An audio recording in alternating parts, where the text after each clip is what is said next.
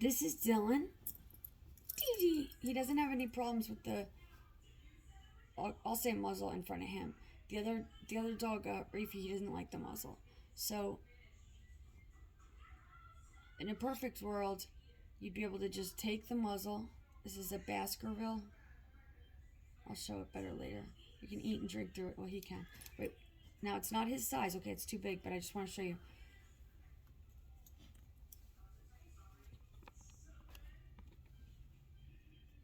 Okay, look. It's not, again, it's too big for him, but just look. It goes on. It should go on like that. And then this goes around over the head. And then you bring it around and you connect it. And it clicks like, again, this is too big for him, but it looks kind of like this. Like this one, see how it's kind of at his eyes? But like it would be like this. Okay? Now, actually, this will come right off over his head. Wait, good boy, good boy. Now, a couple things.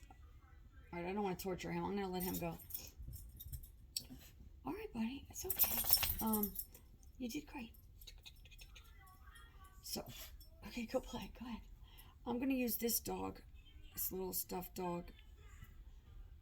Hold on, I got my glasses. As a, like, for example, because there was a lot of things involved for it to work, okay? So, here's the dog, right? You have this dog. He has aggression issues, apparently, which, if you've tried many other things, I love this method that my trainers used that's all positive stuff, right? There's Dylan. Number one, it was suggested to me to get this brand. It's Baskerville. You know, it's the best one for this kind of thing. They can eat and drink through it. It's very important to measure it right, you know, so it's the right length for them. Because, you know, it'll be on like this. I mean, you've probably seen it on some dogs in races and things like that. So, let me unhook this. Something to point out. Like, it's pretty quiet, but believe it or not, there's like a little bit of a noise, like, listen. When you manipulate it, it makes a tiny bit of noise. Because that could be an aversive, like bother the dog. Him just hearing this kind of thing. And especially, you know, the harder part being the click. Even just before you get to the click, just touching it. It's very slow process. Could be, depending on the dog, depending on the severity of the aggression, depending on if they already had an aversion to muzzles to begin with, which Rafe did have an aversion to muzzles to begin with. So, okay. So the first thing we had to do, you might see stuff on it like some cheese. The Cheese Whiz. We use a couple different things. You want to use a high value food, something that you can kind of smear on here, like on the front. It could be Cheese Whiz, could be peanut butter. Peanut butter is kind of tricky and messy though.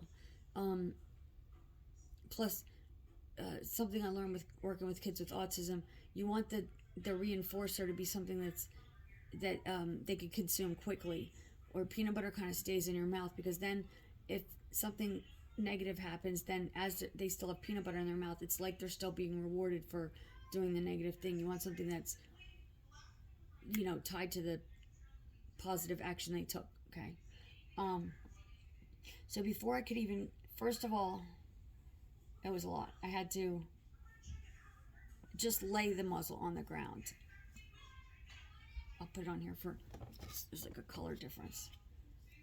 First thing I had to do to start training was just even lay it on the ground. And just like, you know, he would approach it. That took a while. He would approach it. Then finally, you know, and sniff it, investigate it. And just him going for every close approximation, like he goes nearer, you know, treat. Just a small treat. Like a little bit. You could even break them in half, because, you know, you don't want to make your dog gain a lot of weight, and you don't want to, you know. So it could be, I mean, like the size of a pea. this is for the part, not the smeary part. Okay. So he comes, and then you're like, yes. Yes is the like, good job kind of thing. And of course, in an excited voice, yes, you know. So you, like, he comes near it finally, he checks it out, and you give him a treat. Yes. And then eventually he has to like do more to earn a treat. So he not just walk by, not just sniff it, but sniff it like and sniff it like for maybe 1 Mississippi, 2 Mississippi, like 2 seconds. Then finally, again, this is over time. It could go fast or slow depending on the dog. He starts to, on his own, stick his nose into it fully. Treat, you know what I mean? Yes, treat, you know.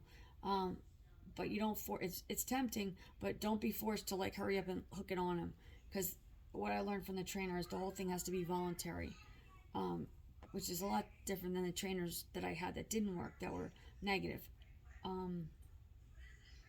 So after he puts his nose in, again, reward. Then finally, when he gets his nose in and he starts to do that more regularly, then you're going to put something. I can see his nose. Let's, just for the purposes of this. So see his nose and see. Let me see. This would be his mouth. Right there. So there's a good enough opening that he can get a treat through it, and also you can smear something on the bottom right here, so he can lick it off.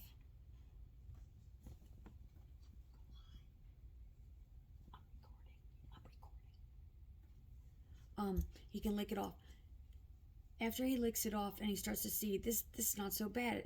I can stick my nose in here and good things happen. You know, you're nowhere near. I mean, you're not near yet hooking it, connecting it. You're not near the part yet where you're going to put it over his head. That comes after he's used to putting it in. Then after he's used to putting it in longer, then a trick the trainer showed me was you can set it in something. She just learned this recently too.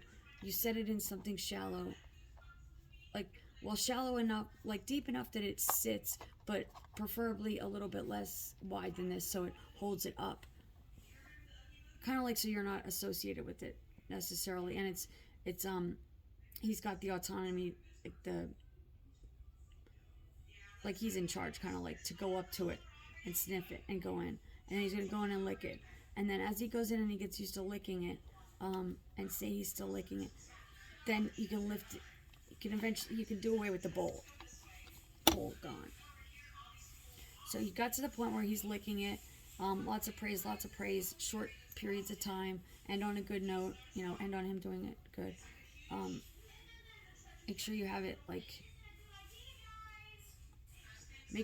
oriented the right way, because you don't want to be fiddling with it, like twisting it and untwisting it. So you want to make sure it's in the position, like everything's wide open. You can get right in there. Okay. So, sorry. Okay, so let's say he's in there. This is weird. Did I forget to unhook it? Okay. Oh, that's why. Okay. It goes like this, like kind of like putting a shirt off, like on, off. Okay, so maybe days, maybe weeks, maybe sessions, who knows, of training. So after he's gotten to the point where he's eating, he's comfortable with it, I gave it a word. I call it no. I say nose, because he had an aversion to the word muzzle, like it was a negative. So after he's gotten to that, then you're just gonna do this one thing. You're just gonna flip it over his head. That's it. And then that's the next stage. After you get to flip it over his head, reinforce for that. By reinforce, I mean, you know, give treats, praise, verbal praise. Short training sessions, of course, with this specific thing. It doesn't mean the whole training's short, just short with that. For me personally, we worked on other things for the rest of the time, like, well, I'll get to that in a different video. Just other things having to do with his, well, in my specific case, aggression towards another, and it's inner dog. I think it's inter dog aggression with the household dog. No other dogs. It's weird. Okay, so, and I did all the introductory stuff. It's complicated. So okay, so it's in. You did this. Treat for that. Then after you get to that, then you just bring this around. Again, still not hooked. You're just treat. I mean, well, probably you're still using the smeary stuff, right? So then, oh, and also besides the rewarding along the way, like a lot of praise at the end when the training session's over, or not so much just the training session, this particular chunk of the session, which you want to end on a good note. So again, it won't be over his eyes with the right fit. So then you finally get to the point where you can, and have it oriented right. Again, very important. And this is loose. It's not tightened for this stuffed dog, but then you're going to get to the point where because I've had dogs, just the sound of or just the click of it going in can freak them out. And you might be a lucky enough dog owner that this is no problem. They just let you. I'm at a weird angle. Let me see. Okay. So then, be very careful. One time, a dog I used to have, I nearly pinched his ear in the clip. So be careful, because that'll definitely ruin things. So after, again, this doesn't fit him, but after it's on, it's tight, he's treat, then take it right off. Not over the head, unclip it, take it right off. Good boy, lots of praise. Then the next time you start training, you should be further along. You're not at the point where he's just going up and sniffing it. You're at the point, no. You're at the point where he goes up, he sniffs it, he's, you could say, then you can pair the command word, like nose, and then nose, good boy, nose, So then the next training session is a lot further along. You're able to, it should start, you get it in, and you flip it over, and then treat. And then the next, let's say trial, not the whole next training, but the next trial. When you think of it like multiple trials in one training session. So you flip the thing over, treat, and then what I did is I brought it to connect, treat, but didn't click it. Click, treat, then once again, same amount of time, and then the next time it's a little bit longer, and you build up the time. It might be 30 seconds, and then increments. Your trainer will tell you. It depends. It could be like 30 seconds. It could be at first like 1 second, then 5 seconds, then 10 seconds, 30 seconds, a minute, 2 minutes, slowly, 3 minutes, 5 minutes, 7 minutes, 10 minutes, 15 minutes, half hour. I'm going off the top of my head, remembering. Half hour is really, really good. Then 45, then an hour. That'll all come slow, but you don't have to start at the very beginning, baby steps again. Hour. And it's not meant to be a long-term thing anyway, so he'd only be wearing it he or she would only be wearing it for like 2 hours. So say, because again, he can eat, drink through it. It's got a very big mouth hole for them. So he's eating and drinking. Everything's great. You're rewarding him along the way. He's keeping it on. And in my case, the hope is, as he's keeping it on, then I can let the other dog that he has the inter-dog aggression with roam free, not be, you do this crate and rotate where one's kind of locked up, sort of, not locked up, but safely away from the other dog that they might have aggression with, in whichever way you might put them separate. Baby gates, crate, tethering, different room. Anyway, after he meaning the dog with the issue, with the aggression issue, has been wearing it for a while, walking around the house, then you can, you've been working on some other things, I'll say in a separate video, just things to have them used to being near each other safely, like maybe with a baby gate, like approximately, like say a licky mat is actually what it is. A licky mat is like a rubber nubby thing, kind of like you can order them on Amazon, any eBay. You smear it with the stuff, and then say you have the dog that the other dog doesn't like, and your dog, the two dogs, say both separated by a baby gate, better, of course, to do with a trainer. Both are leashed, baby gate, and then they both have a high reward licking map. So they're, and you get them closer, and then walks closer together, two people, each of them rewarding the dog for, like, say the dog with the aggression looks at the dog. Say this is the dog, looks at the dog he doesn't like, but then if he looks back at you, like, what do I do? That's when you want to say yes, and give him a treat. The dog that's, say the one that has gotten attacked, he also should get it rewarded for, again, looking at you, because it kind of starts, one of the precursors is the stare, that they might stare at each other before they're gonna bite.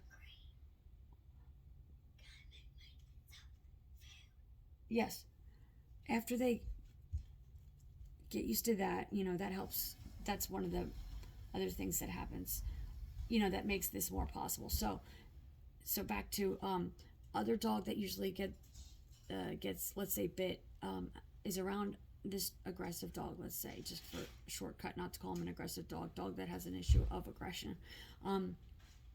So he's walking around the house, and then there's the other one, he's loose, whereas before he wasn't, because now this dog has the muzzle on, so the other dog's safe. Other dog might not like it, but he'll be safe. So I'm not past that point. I'll just be speaking hypothetically now, but eventually the hope is then they could both be in the car together.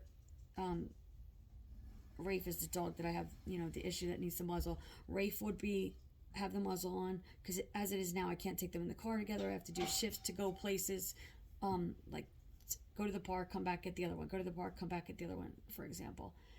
Just everything's separate. They have to be completely separate.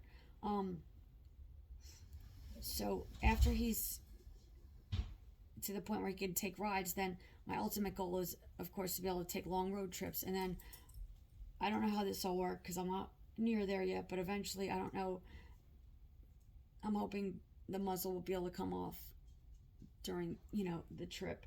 But even if it gets to the point where I can have them in the same car, that will make it possible, because I can't do shifts and go to, like, drive to Maine and come back. So that's pretty much it. Thank you. I hope it helped. Don't forget to like the video if it helped. Just kidding, you don't have to do that. But I'd like it. Yes, I would. Is a good girl. Okay, bye.